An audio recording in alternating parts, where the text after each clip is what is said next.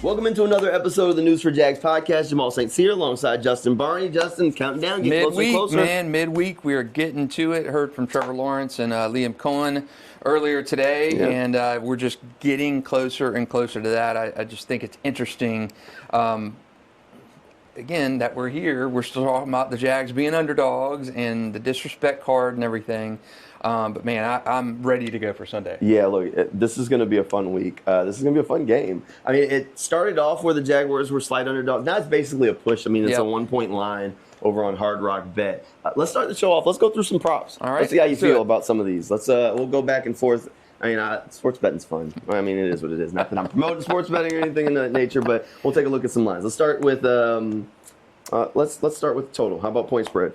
Point spread on it's 52.5. You taking the over or the under on that? I'll take the over on that. You're taking the over? I'm going to take the over on that. I think we're going to see. I think we're going to see an explosive game. I don't think we'll see a 6-3 game like we saw the last time Buffalo came here. I think we're going to see, or 9-6 or whatever the score was in that game. I think we're going to see two very good offenses going at it, and I would not be surprised to see a 31-27 kind of game. Yeah. So generally, you take the over. I was actually leaning the under on this thing. Okay, I'm actually leaning the under on this. I think the Jaguars' defense has a chance to do. I mean, they've done a really good job against some teams.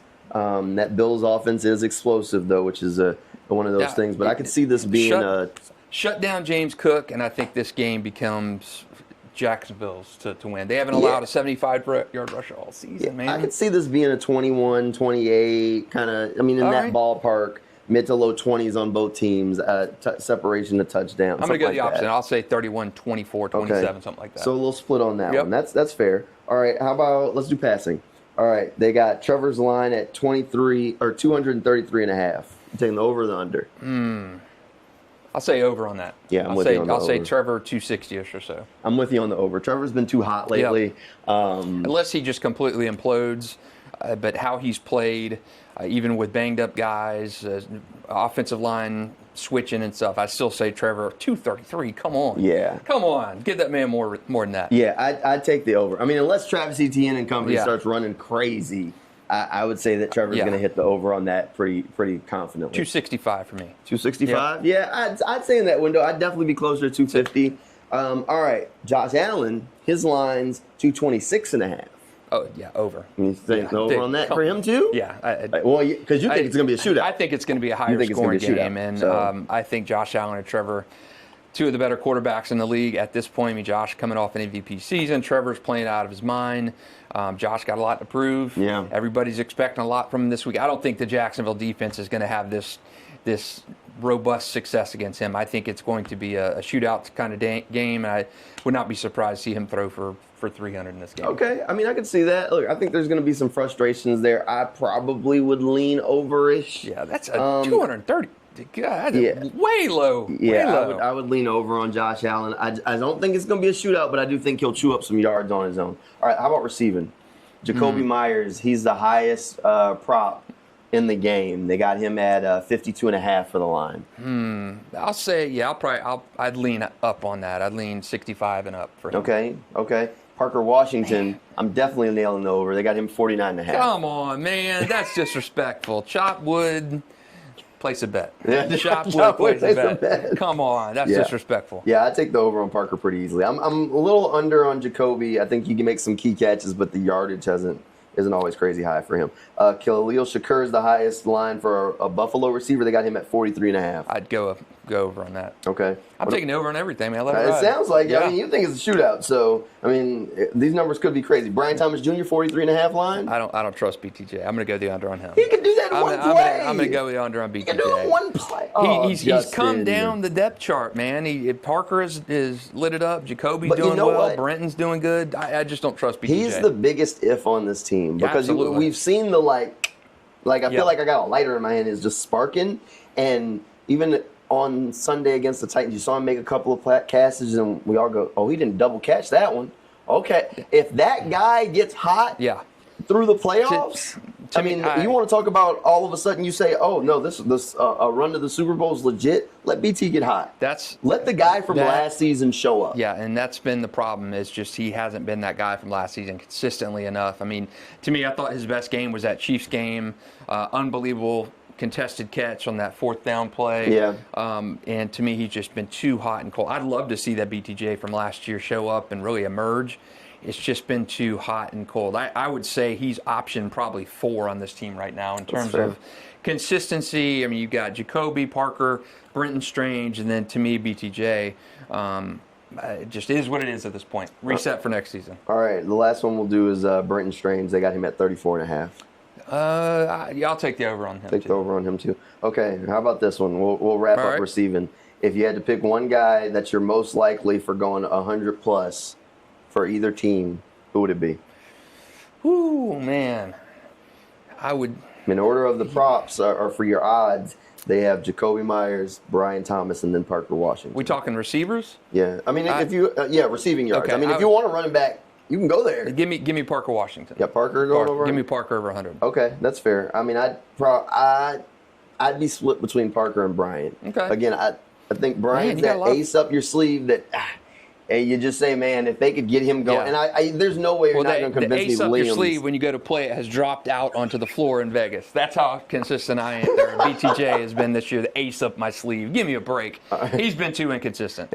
But if he gets hot. If he does, yeah. Gets hot. I'm just saying it's if. I would love to see it because then that gives you 4 absolutely bona fide weapons. I mean, Jacoby's been a missing ingredient. Parker's been a revelation.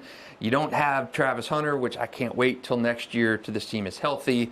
Right. And you see this team truly at full strength. But if BTJ can just rekindle some of that magic that we saw so frequently last year, man, this team is going to be a problem. Dynasty. You got to win before you begin dynasty. But yeah, I'm a believer. I love Liam Coen's mindset of the continued disrespect, and it's played completely into the MO this year. Small market team, the Robert Saleh stuff. The disrespect in the Pro Bowl. You got a long snapper in the Pro Bowl from a 13-4 team, and then we alluded to it on an earlier podcast this week. Liam Coen. Nowhere in ESPN's ballot for Coach of the Year. Give me I'd like to bleep out right here. Give me a break, man. I went to the dentist earlier this week, and my dental hygienist goes, yeah, I saw you talking about Liam Coen being the Coach of the Year. What do we have to do? Do we have to start a petition? Yes, we probably do need a petition. It's beyond a petition. I think you probably need to pay some voters or something, because for ESPN to not even list Liam Coen in its top 3. Ridiculous. Mike McDonald, Kyle Shanahan, and Ben Johnson. They're top 3. Ridiculous. Give me a flip and break, ESPN. You are out of your beep mind. It's just, again, disrespect is just rampant. Yeah. I know Liam Coen won't admit it, but I'm sure he saw that. I'm sure Tony and James saw that in between all their coaching and rallying this week. But it's laughable at this point. Yeah. Laughable at this point. It's pretty bad. Now, keep in mind all of his talk about players and stuff once we get to the offseason, and you basically flip the switch and you start saying rebuild the whole team. But whatever. All right, back to props. They got James Cook for rushing at 80.5. Over or under that?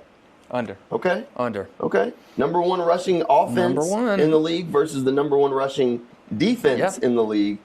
Only one of them is going to have a good day. Who wins that battle? I'm going to lean to the high hand in Jacksonville, because what they have done consistently, we talked about this yesterday, is stop that run. And they were really good a few years ago when they added Marcel Darius. We talked about that from the Bills, that trade. That really solidified their run defense. This year, the sacks haven't come, but damn, those guys are good at playing the run. Yeah. They are really good at playing the run, and they have not allowed a rusher to hit 80 yards all season. So I'm going to say they keep that going. I could see that. James Cook's really good, though. He is really good. James Cook is really good. If he gets into the second level, I mean, the way he dances around guys just makes it difficult. But I'm with you. I think they'll bottle him up a little bit. I could see him cracking about 70, but getting to 80 is going to be tough for him. All right. Travis Etienne, 64.5. I'm going to say under for him. I'm going to go the hot hands are the receivers and Trevor, and Travis has a relatively mundane afternoon. Oh man, no Travis. No huh? Travis. No okay. Travis. I mean, he's been getting over 50 pretty consistently, but he's had big games here and there. I'm going to lean. I think Travis cracks 100. Okay. All right. I think Travis cracks 100. Okay. Okay, Josh Allen. They have his line at 36.5. I'm going to say, over for him. Over? Over okay. for him. Fair. Trevor, 24.5. Yeah, over. Over for Trevor, too? Over for Trevor. Give me the under for Trevor, over for Josh. Man, okay. Give me the under for Trevor, over for Josh. All right. That's pretty much all the props they got up right now. They update them later in the week with more of the niche kind of stuff once you get into the defense and stuff. But, I mean, look, honestly, you think it's going to be a shootout? Yes. I think it'll be a little bit more of a controlled game. But one way or another, I think this is going to be a fun game. It's going to be exciting. It's a sellout at Everbank Stadium. People, I have friends messaging me and texting me and hit me up all the time. Everybody's hey, you get free tickets. We'd had somebody, an employee come in here and say, hey, you got any lines on tickets? So that's how you know it's an exciting time when people are scrambling for Jaguars tickets. It was that's Monday awesome. when I first saw, I looked at the seating chart and I said, oh, there's nothing left. I know. It's standing room only tickets now. Yeah. They're going for over face on the resale market. Yes. So that's exciting for Jacksonville. So few times that this has happened in town where it's just been that exciting, combustible fans so pumped up for just getting there and supporting their team. And if you're not a believer, if you're not a fan, who cares? It's so exciting. Get on board and enjoy it. And Liam Coen said in his press conference about he went home the other night and watched the TV version of the game and how exciting it was to see the cutaways of the fans and the excitement of just everybody in town just pumped up about it. And there's just something about playoff football that's just infectious. It is infectious. It is here. The Jaguars have a big game. Bills fans are rolling in planning to roll in pretty deep. I think I saw somebody shared a Bills fan post page. There was one group that was trying to put together a private charter of Bills fans paying $750 to fly on this charter just to get to Jacksonville. Wow. That didn't include them having a ticket to get in the game, which hopefully Jaguars fans, you take care of business and they can't get in the game. I know. I did see the Bills fans, if you're a Bills fan, going to be congregating at one local sports bar in town from tonight onward through the weekend. So, hey, enjoy it. Local establishments, guard your tables. We've seen that for those Bills fans. Bills fans are ruthless. Guard your tables. Bills fans are ruthless. That Bills Mafia. I'll respect the Bills Mafia. That's a dedicated fan base, and I hope they have fun in Jacksonville. Just hope they're going back with a loss. Yeah, fingers crossed they're going back with a loss.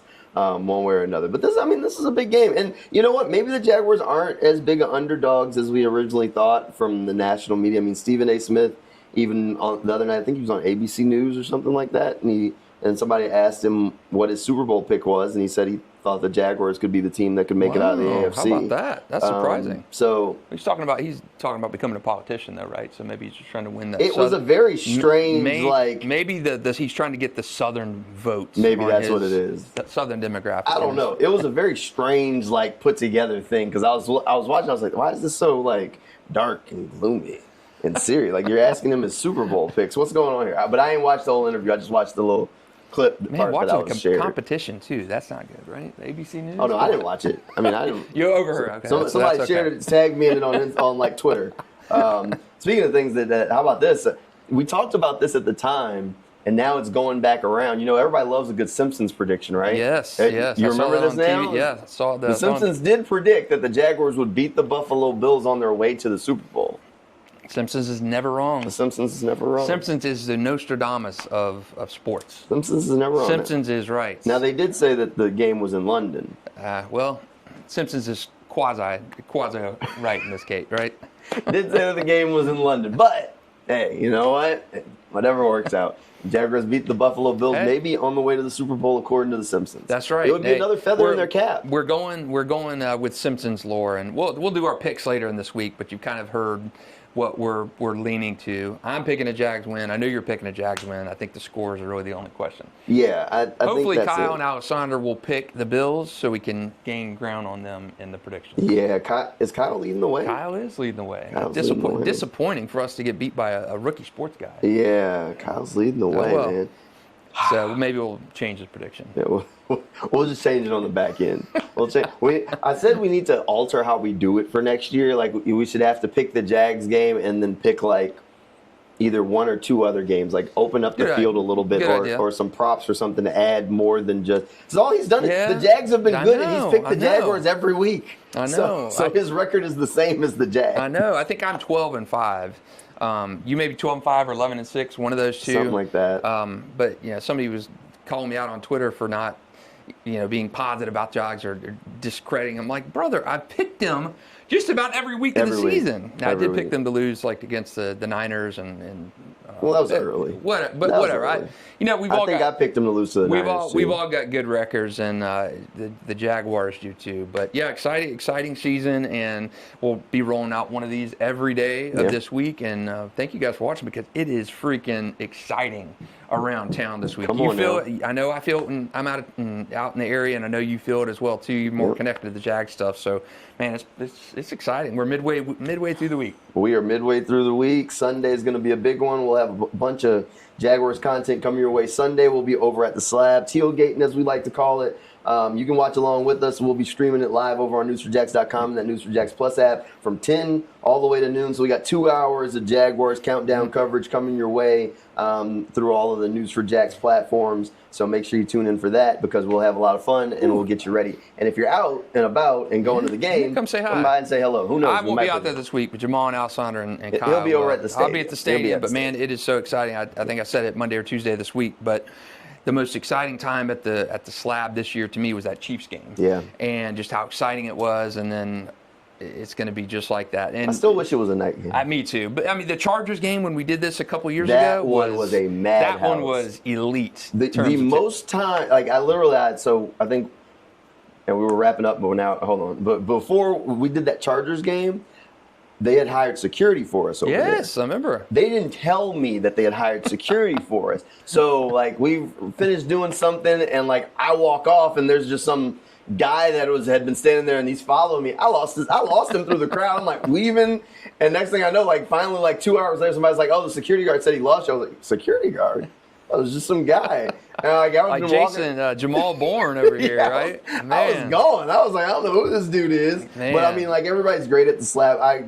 I mean, that night I was offered so much alcohol. I'm like, no, I got a show to do. Appreciate the offer, but I got a show to do. Excited? Did you see Eric Dunn? Eric Dunn's usually over in the Slab. Yeah, he's always over there. He got the tickets from Liam's wife. Did you see that? How cool was that? Texans fans trying to slide in over there. The coach's wife coming in to dunk on him. Come on now. That's what type of season. He's Coen to the playoff game. That's right. He's Coen to the playoffs. Better seats too. Better seats. There'll be some pretty good seats, right. I bet. There'll be some pretty good seats, I bet. And definitely a great guy to get it. Eric Dunn, definitely a friend around here. So good stuff from him. Good stuff from the coach's wife. They have definitely adopted this community. And there's one thing that I've said before, and pretty quickly, Doug never really tried to put his arms around this community to beat Jacksonville.